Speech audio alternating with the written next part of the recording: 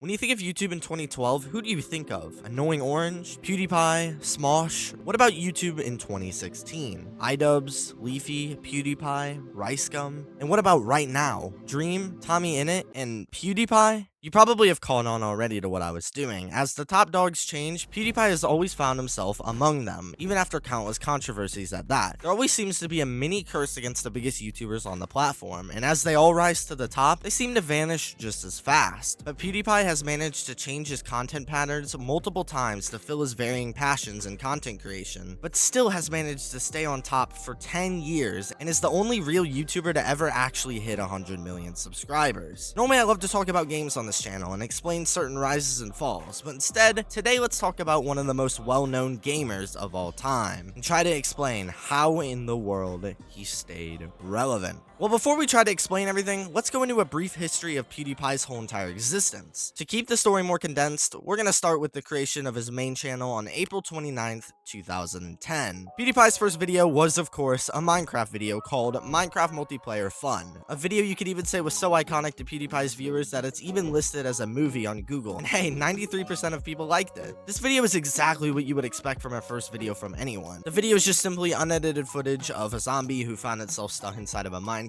as PewDiePie was laughing with a friend. Immediately after, though, we saw PewDiePie transition to one of the most popular trends at the time, which was Call of Duty content. A quick tip for doing YouTube that even PewDiePie had to find out the hard way is that originality is the key. And these basic gameplay videos overall were just the same thing that everyone else was doing, and a major wall was put in between him and success, since no matter how good he got at the game and commentating, every other established Call of Duty YouTuber would crush him because they already had the fan base behind him. PewDiePie needed to do something different, because he would achieve the small milestones occasionally, like the 100 sub mark while playing Call of Duty, but that wasn't enough for him, and he switched to making Amnesia content, an exponentially rising horror game that really kickstarted the success of his channel thanks to him finding something very unique in his channel that I will touch on later in the video. PewDiePie, thanks to these videos, managed to gain himself actually a couple thousand subscribers. However, there was a rising issue in his life. College. YouTube is a passion for so many people today, and we see it as a gamble to potentially make a career out of it. But at the time, nobody knew the power of YouTube, and PewDiePie only did this as a hobby, especially considering shoddy copyright laws actually caused YouTube to ban gaming channels from getting monetized anyway. YouTube wouldn't sign with gaming channels.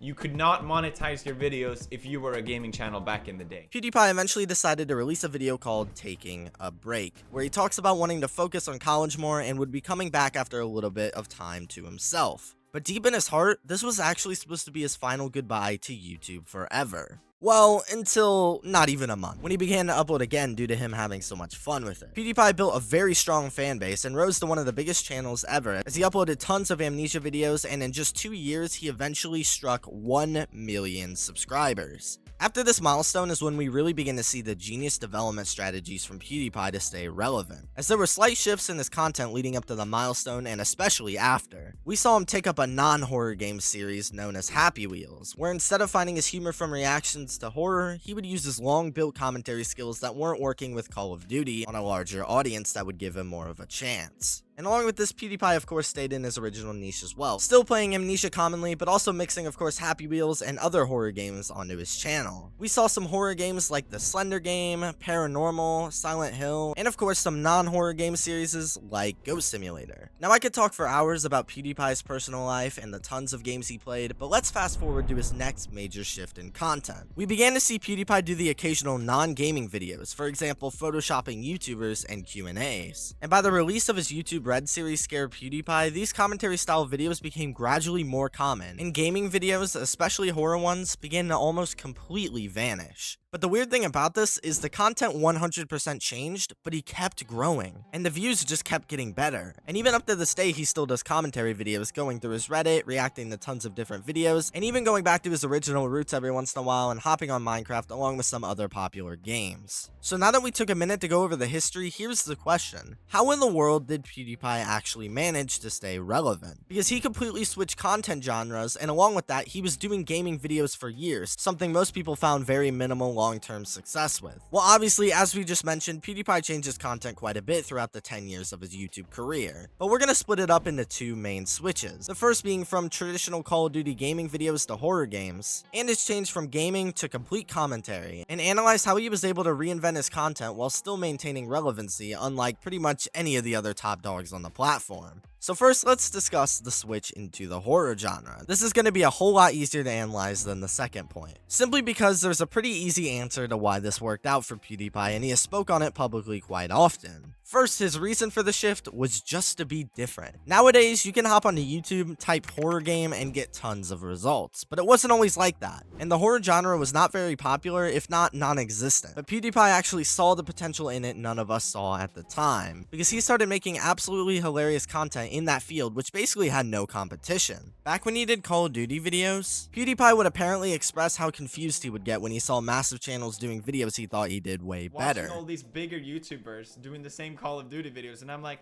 these guys are fucking terrible. I'm way better than these guys. Why is my channel not growing more? But the fact of the matter is, you do need to be entertaining, but it's also very important to be original. And this perfect combination of these two factors is the absolute key to YouTube's success. Success that PewDiePie almost immediately saw when he switched to the horror genre, as he for one pioneered a whole genre of content on the YouTube platform, but also naturally became the staple of it. And as horror games became increasingly popular, PewDiePie immediately would follow. It also didn't hurt that PewDiePie's commentary skills were and still are amazing. And even though back then he was a little controversial for his obnoxious reactions,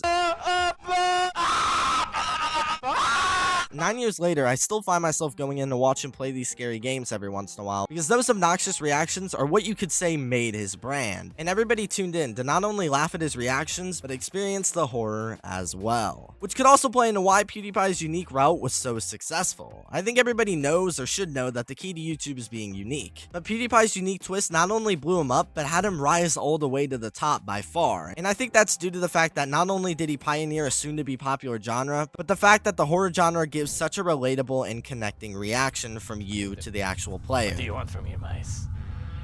Hey, there we go. All right. Oh, no. Oh. We can all laugh at PewDiePie's reactions to the scary games. However, not only do we get those reactions, but we also get to react to the horror ourselves, as unlike normal video games where you have to hold the controller to achieve the experience, horror games, more specifically the suspense and jump scare aspects of them, can affect anybody watching, allowing for not only an entertaining experience, but an immersive one as well. And over time, he did switch up the games he played quite a bit, as mentioned earlier, but the most important second turn for his content was the switch from gaming to becoming a well-known commentary channel. This change, based on the history we just went over, wasn't instant, and PewDiePie still did a good mix of the two, but eventually there became an overwhelming majority of commentary videos, and gaming ones seemed to fade away. But why did this happen? Or most importantly, how did PewDiePie maintain his fanbase after it? Well, the answer to why is simple: passion. As video games became less fun to record for him, and he preferred the commentary videos, as those were what really made him happy. But what about for the question on why people actually stayed and even helped his channel grow? Well, answering this is harder than you might think, because there's no definitive answer, and even though PewDiePie in plenty of videos has brought up the switch, I've never found any actual answer from him as to how he stayed so relevant. But I think I might have developed a realistic answer. Think back to what we said at the very beginning of the video, where I brought up how PewDiePie always saw himself as a better YouTuber than the established ones, and was only able to present his skills to an audience once he found his own niche. Well, potentially PewDiePie was confident in his skills for a very good reason. My theory as for why he stayed relevant is kinda simple. People, quite frankly, didn't care about what he did or played, but just cared that the content was made by him. Sure, back when he was doing what everyone else did in 2010, he grew nowhere, but that was just because of how small he was and the algorithm never pushed him out to anybody. But now, since he's literally the biggest YouTuber around, no matter what he does or what genre he tries, people are gonna actually give him a fair chance. And that's when it was PewDiePie's time to shine. This would be where most big channels would come to a major pause, and the switch in genres, even if the creator was more passionate about them, led to their growth completely stopping. Most notably, Scotty's Minecraft switch from Minecraft into his music career. But in the example known as PewDiePie, we saw everybody follow no matter what in the world PewDiePie did, because his personality and entertainment level was above all, and he's found success in gaming, Reddit videos, commentary, news, and even book reviews. Let's even speak more generally throughout his whole career. He has always been just a guy.